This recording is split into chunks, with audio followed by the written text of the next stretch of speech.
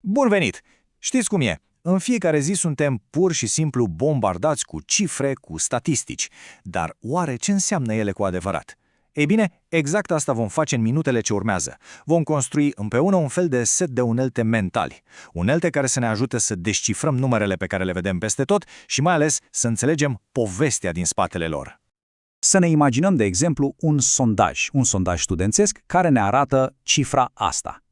70%. Sună bine, nu? O cifră mare, clară, puternică. Poate înseamnă că 70% dintre studenți sunt mulțumiți de un serviciu anume. Pare o veste absolut excelentă. Dar stați puțin, că acesta e doar începutul poveștii. Pentru că, vedeți, o singură cifră poate fi de multe ori înșelătoare. Așa că a venit momentul să ne punem niște întrebări și să începem să ne construim acel set de unelte de care vorbeam ca să putem săpa mai adânc. Hai să începem cu prima. Ok, prima unealtă, aceasta ne ajută să răspundem la o întrebare absolut fundamentală. Modelul ăsta pe care îl vedem în date e ceva real sau a apărut pur și simplu din întâmplare, din noroc chior? Să luăm un exemplu cât se poate de concret. Să zicem că ne uităm pe niște date și observăm că mai multe fete decât băieți folosesc un centru de suport al universității. Bun. Întrebarea firească este: chestia asta reflectă o tendință reală la nivelul tuturor studenților sau e doar o coincidență, o întâmplare din grupul mic pe care l-am analizat noi? Și exact aici intervine un concept cheie, se numește valoarea P. Cel mai simplu e să ne gândim la ea ca la un fel de detector de coincidențe. Practic, ne spune cât de probabil e ca diferența pe care am observat-o noi să fie doar zgomot de fond, ceva aleatoriu. Deci, o valoare P mică înseamnă că e foarte puțin probabil să fie o simplă coincidență. Acum, în lumea asta a statisticii, există o convenție, un fel de număr magic, un prag. De obicei, pragul ăsta e stabilit la 0,05. Ce înseamnă asta? Păi, dacă probabilitatea ca rezultatul nostru să fie o pură coincidență e mai mică de 5%, atunci considerăm că am găsit ceva real, ceva concret. Bun, să ne întoarcem la exemplul nostru cu centrul de suport. Să presupunem că, după ce analizăm datele, programul de statistică ne dă rezultatul acesta, o valoare P de 0,04. Și iată concluzia. Pentru că 0,04 este mai mic decât pragul nostru de 0,05, putem declara rezultatul semnificativ statistic. Ce înseamnă asta, în limbaj normal? Că diferența de prezență între fete și băieți este cel mai probabil un fenomen real, nu doar o întâmplare. Gata, am folosit cu succes prima noastră unealtă. Perfect! Acum că știm că un efect e probabil real, următoarea întrebare logică este: dar cât de precisă e măsurătoarea noastră? Aici intră în scenă a doua unealtă, cea care ne arată, să zicem așa, zona de joc sau de incertitudine din jurul unui număr. Să zicem că un studiu ne spune că durata medie a unei vizite la acel centru de suport este de 28 de minute. Pare un număr foarte exact, foarte bătut în cuie, sau cel puțin așa pare la prima vedere. Dar iată piesa care lipsea din puzzle, marja de eroare. Aceste plus sau minus 3 minute schimbă complet perspectiva. Vedeți, numărul nu mai e un punct fix, ci devine de fapt un interval. Deci, ideea de bază e că deși media în grupul nostru a fost de 28 de minute, media reală pentru toți studenții se află cel mai probabil undeva în acest interval, între 25 și 31 de minute. Asta e marja de manevră a statisticii noastre. Și exemplul ăsta din viața de zi cu zi e genial.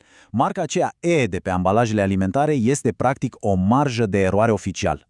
Ne arată că până și într-un proces industrial super precis există o zonă de incertitudine care e acceptată. Ok, deci am văzut dacă un efect e real și cât de precis este. Acum, a treia unealtă ne ajută să facem un pas în spate și să privim imaginea de ansamblu, adică forma întregului set de date. Să ne închipuim că avem notele de la un test pentru, să zicem, 60 de studenți. La început sunt doar o listă lungă de numere, dar le putem organiza într-un tabel de frecvențe, grupându-le pe intervale și deja începe să se contureze un model.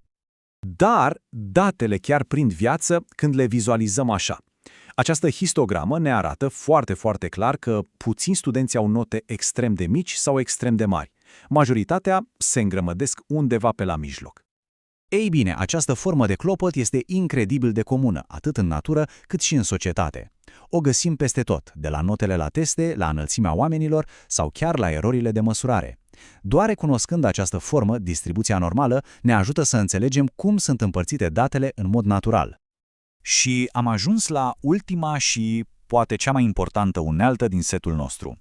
Este un avertisment critic, unul care ne împiedică să tragem concluzii pripite și, de multe ori, greșite. Să ne imaginăm că observăm o legătură în datele noastre. Studenții care merg mai des la centrul de suport par să obțină și note mai mari. Sună logic, nu-i așa? Pare o legătură directă, de la sine înțeleasă. Dar aici trebuie să ne oprim o secundă și să punem întrebarea esențială. Faptul că aceste două lucruri se întâmplă împreună înseamnă neapărat că unul îl cauzează pe celălalt? Aici e capcana. S-ar putea să existe un al treilea factor, unul ascuns, la care nu ne-am gândit.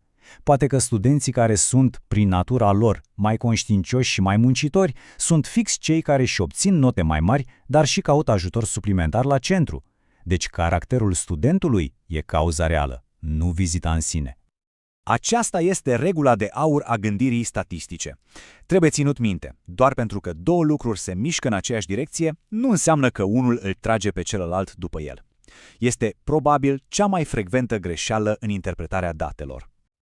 Așadar, iată-le, setul nostru complet de unelte. Întâi ne întrebăm dacă efectul e real, folosind semnificația statistică. Apoi verificăm cât de precisă e măsura cu marja de eroare. Privim imaginea de ansamblu, forma datelor cu distribuția normală și, cel mai important, ne ferim de capcana de a confunda corelația cu cauzalitatea. 4 întrebări simple, dar care ne ajută să înțelegem ce ne spun cu adevărat datele. Deci, data viitoare, când apare o cifră din asta, care sare în ochi, într-un articol sau într-un raport, nu o mai acceptați pur și simplu. Aduceți-vă aminte de acel 70% de la început. Acum nu mai e doar o cifră, ci un punct de plecare. Folosiți aceste unelte, puneți întrebări, investigați, pentru că acum aveți tot ce trebuie pentru a descifra povestea ascunsă în spatele numerelor.